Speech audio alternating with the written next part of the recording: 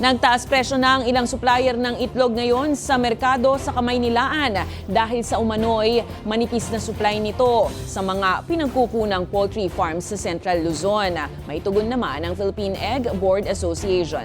Alamin sa balitang A to Z ni Ian Maghanoy.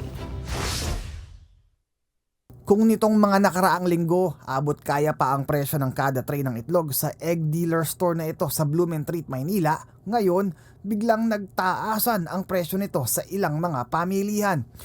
Tulad na lamang ng egg dealer store na ito na nagtaas ng 10 hanggang 20 pesos kada tray, depende sa size. 170 pesos na ang isang tray ng extra small eggs, 190 pesos naman sa medium size eggs, habang 230 pesos naman ang sa jumbo eggs. Kailangan daw kasi nila ito para hindi malugi matapos umanong numipis ang produksyon ng itlog sa kanilang pinaghahanguang poultry farm mula pa sa Tarlac, Pampanga at Bulacan. Mga 5 truck o kaya 6 na truck yung maano namin sa isang araw.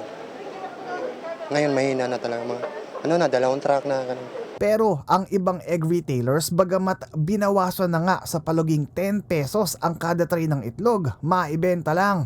Mahina pa rin ang kita. Batumal para sa ngayon.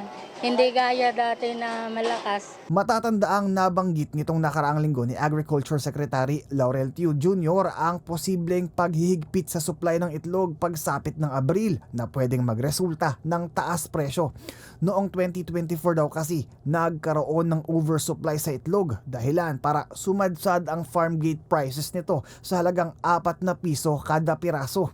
Dahil dyan, marami ang nalugi kaya marami din ang nagkal o nagkatay ng mga inahing manok dahilan para mabawasan naman ang mga mangingitlog na manok na siya namang makakaapekto sa supply ng itlog ngayong taon. Pero taliwas sa sinabi ng Philippine Egg Board Association kumpara sa Department of Agriculture, mataas pa nga ang inaasahang produksyon ng itlog sa Abril. Ngayong April-May, wala po tayong inaasahan na kakulangan. Lalo pa man na ito ay bakasyon. Pinakamababa ang demand ng itlog during summer season. Ang kailangan po natin dito ay egg promotion pa nga. So, wala po tayong nakikitang kakulangan. Pwera na lang kung merong tatamaan ng bird flu ng mga farms. Sa ngayon, hindi pa naman nakakaranas ng malawakang epekto ng bird flu ang Pilipinas. Para sa Balitang A to Z, Ian Maghanoy.